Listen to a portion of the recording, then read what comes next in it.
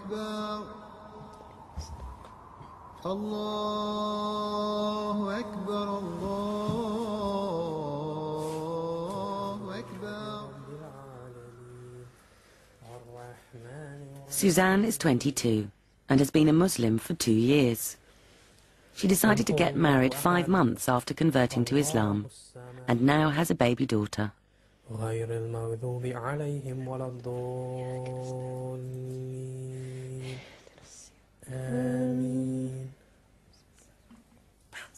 just going to start on the shepherd's pie. I never even thought, you know, in my younger days that I'd even think about becoming a Muslim. And I just started thinking, well, there's got to be more to life than going out and, you know, working, as just what I was doing. And it went from there. I started questioning everything, really. I wanted proofs, you know, and Islam was really the only religion that could offer me proofs of that. And I asked all the questions which I needed to, you know, ask were answered over the course of about 3 months. And then it was just a case of taking that step. As my husband, Imran fulfills the rights of housing your wife, yeah, providing a house for paying. I don't pay anything towards the rent or if you buy a house, yeah. All my clothes, Imran buys. I mean, that doesn't mean to say I can't go out and buy my own. Course, yeah, but that is a right of the Muslim woman that she's provided for. And the fact that Imran should, I mean, the Prophet used to help his wives in the household, and that should really be shown also, yeah, which Imran does, of course. Not many people would think that a Muslim man would do that, you know, help out his wife and look after the baby. Because people don't actually see Islam for what it is. They tend to see the stereotypes, the cultures. In many cultures, the men won't do things like that. You know, the woman will possibly even be oppressed in certain cultures. But that's the difference between culture and Islam. And in Islam, you know, the woman is not oppressed in any way. Which is, it's just a big stereotype that needs to be broken down, really. Yes, it's daytime. It's daytime, look. Okay. Okay. Don't give me trouble now. Don't give me trouble. Okay. Okay.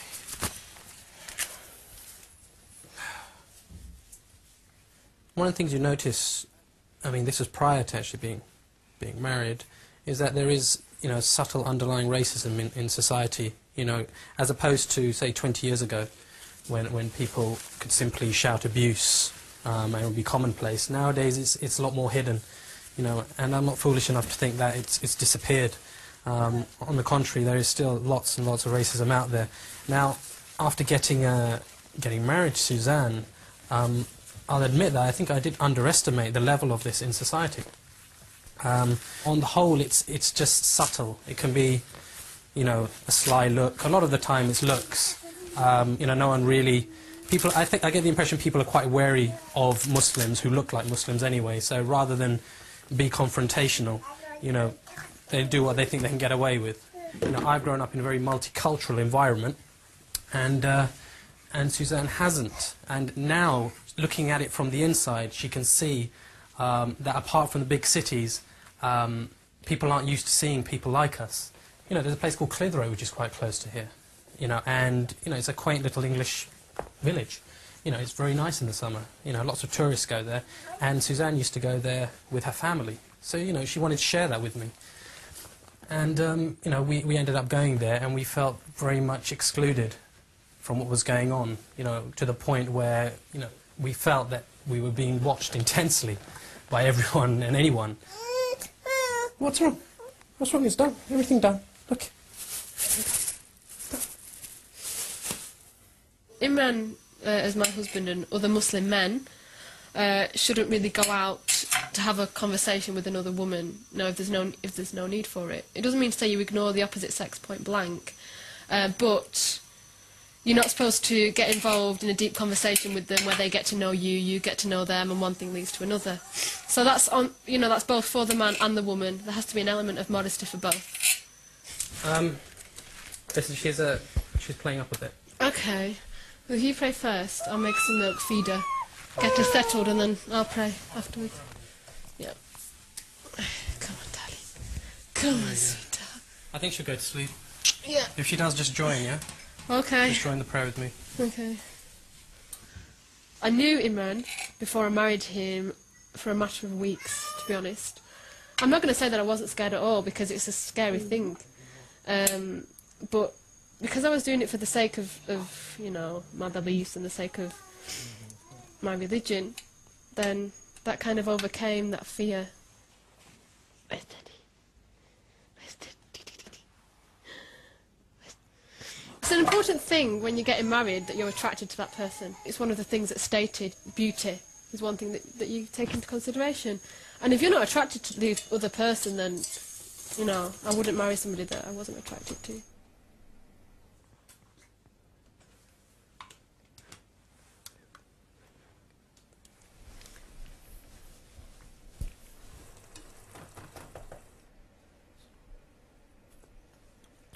Cooking is actually an interesting subject because one of the first things that Suzanne said to me, which was born out of a fear of being expected to cook, I think, was that she couldn't boil an egg.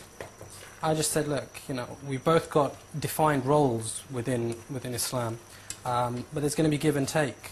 To be honest, I'm not that fussy with food. You know, I could bear, you know, the odd average meal. She's not listening. You know, for a little while, but, you know, to be honest, I'm really proud of her because she's just taken to it like a duck to water. It's just what she does, you know, and she does it very well. You know, Suzanne's got a whole variety of stuff from Caribbean, Mexican, Indian, Italian, English, traditional English dishes, and well, she keeps on surprising me really. I suppose I've been rewarded for my my patience, I suppose. Come on. Yes. Okay, Imran. Yeah? I need to pray. Right, can you take her for me, please?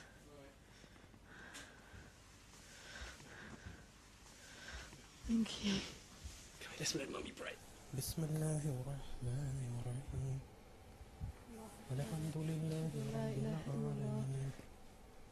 أشهد أن محمد رسول الله حي على الصلاة حي على الفلاح قد قامت الصلاة قد قامت الصلاة الله أكبر لا إله إلا الله.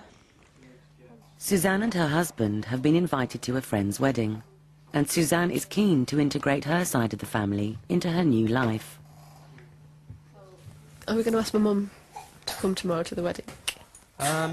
Because you thought it'd be a good idea. I think it's a good idea because, as of yet, I don't think that we fully involved your side of the family in the kind of the complete way we live our lives. I mean, they're obviously aware that we're Muslim and we practice Islam. I'll see what she says. Yeah, I think she'll come. She might be a bit shocked at the segregation.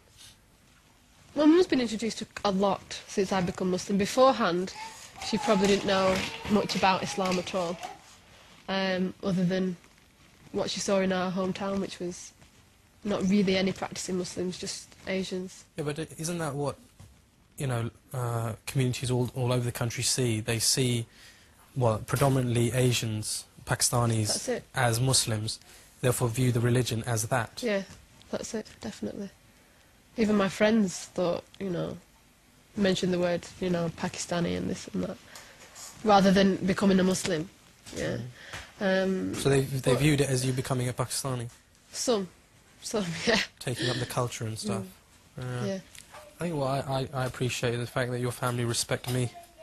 Yeah, they do. Yeah. Even though they may have had preconceived ideas. Yeah. That's such a blessing that you get on with my family. I don't know, you know, that's really important to me. But they've also got issues as well. Yeah, and the scarf's quite a hard thing, understandably, for my family to, you know, it's a big change and it's a big statement as well. The last thing I want to do is upset my parents through all this, because, you know, the last thing I want to do is cause any friction, so I was brought up Christian, yeah. They didn't expect this, it's just a big turnaround, really. So I can understand it, you know, from going out dressed just as your normal 20-year-old would in this country, to dressing like this is like, okay. And then that's what they will see Islam is. I have to dress like this, I can't drink anymore. Rather than looking at why I've actually chosen this way, you know, the belief of Islam, why it makes sense to me. But I hope, I can understand why, and I hope it'll, you know, come. I hope they can understand one day. Cross deceived both Van Nistelrooy and Sebastian Schemmel. Suzanne is in her final year of teacher training. She encourages her new friends to meet old college friends whenever possible. Sit down. Ooh. Wow, or in London. I know. You don't need toys, you know. Just shake a bottle. Before Suzanne was Muslim, we used to go out drinking quite a bit. You know, it was like party life. We were all first years. So in terms of you know, our social life has changed quite a bit. And you know, with the birth of Zara, we don't really see each other as much as we used to, because you know, Suzanne's got great responsibilities now, but we still have our girly chats, and any problems I've got, I still always go to Suzanne. That's it, yeah. She still let me Our know. relationship hasn't changed in that respect. Not at all, no. In other But respects. just in terms of our socially. social life, yeah. Like we don't go out to the pub anymore, or, you know, we have to actually think about what we're going to do more. That's it. You know, if we want to go out for dinner or something, you have to think about it a little bit Because more. there's a ball, isn't there, at the end of Yeah. this year for our university, Yeah. but I'm going to arrange a meal for Julie and Adele and the friends that I used to live with and have it here. Just have, you know, a kind of social get-together here. Yeah, so that we can still say, you know, goodbye to each other at the end of the year, but In the so way. that so that we're all included again instead of a big ball. Yeah. So, it works out. Yeah, it works out fine, yeah. To be honest, I do miss going out clubbing with Suzanne, because it was a really good laugh. We used to have a really, really good time, and I've got some fantastic memories of when we used to go out, you know, to pubs drinking. Oh, bless you. But, you know, it doesn't really matter to me, because I've still got other friends who I can go out with. And Suzanne's still fundamentally the person that she was, you know, to talk to, so it's still okay. It hasn't changed, like, the strength of friendships, it's just changed what you do together. Definitely, yeah. There's more to friendships than Well, just going that's out it. to the pub, isn't there? There is. And your true friends stick by you Yeah, no matter what. definitely. I think when people come to Islam, I think a lot of people find out who the true friends are and who aren't really. Yeah. To his horror, it was the Frenchman who scored the goal. Imran, Yeah. is it okay if we go to my mum's now? What time is Because it? we need to get there for 6. If we leave in about 5 minutes. Okay. Yeah? Yeah, no problem. Alright then. Alright, you want to get Pop ready? Yeah, I'm going to get her ready. What about Julie and Adele? Well, Are they coming with us? no. They're going home. Alright, okay. Yeah, so just... Oh, a Make jacket. sure they say bye before they go. Yeah, of course. Suzanne's mother and grandmother still live in the area where Suzanne was brought up. I think they've taken it really well, considering everything in the past 2 years, what they've had to take on board, Imran, Zara, my course, and becoming Muslim. Then I think they've dealt with it really well. I know there's some things, such as Christmas and, you know, etc., that they still feel upset about, and I'm not going to pretend that it's easy, but it certainly has not made our relationships worse.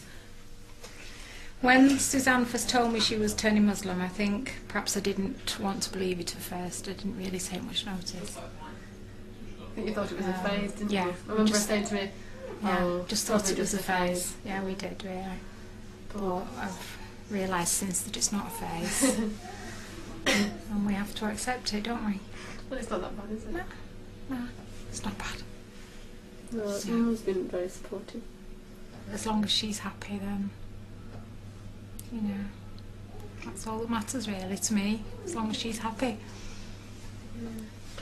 Yeah. Yeah, we talked about it quite a lot. Yeah. You know, made sure that... Because I think, especially my dad as well, the fear of losing me and me perhaps... Your dad felt that way, didn't he? Yeah, perhaps leaving my family but that's not the case, is it at all? No, I never felt that you would. I actually feel closer, I don't know about you, but I feel closer to you now. Mm. We've always been close, but Islam's taught me what parents mean and what your mother means and Yeah. the way I would have spoke to my mum in the past, as a teenager, As a teenager, I would never dream of speaking to my mum like that now. no. At Christmas time, it is hard because perhaps on Christmas Day itself, I still would like us all to have a meal together, and that doesn't happen now, and especially now Zara's born.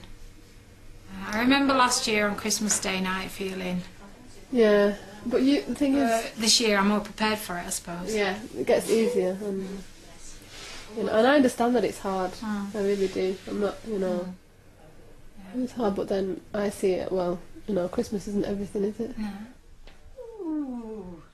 The Christian belief in Jesus is that he is the Son of God contradicts what I believe. And going there and having a meal on Christmas Day, even though your intention is not to celebrate it, you are in fact sitting there celebrating it. Now I can understand that people will say, well, why can't why can your family come and celebrate your celebrations but you can't celebrate theirs? But it all depends on the individual. In taking part in maybe Eid or an Islamic wedding wouldn't be contradicting anything that my mum believes in her life. It wouldn't be contradicting her way of life. She'd simply be coming to maybe educate herself about, Islam, about Muslims, and, having an opening to the way I live my life.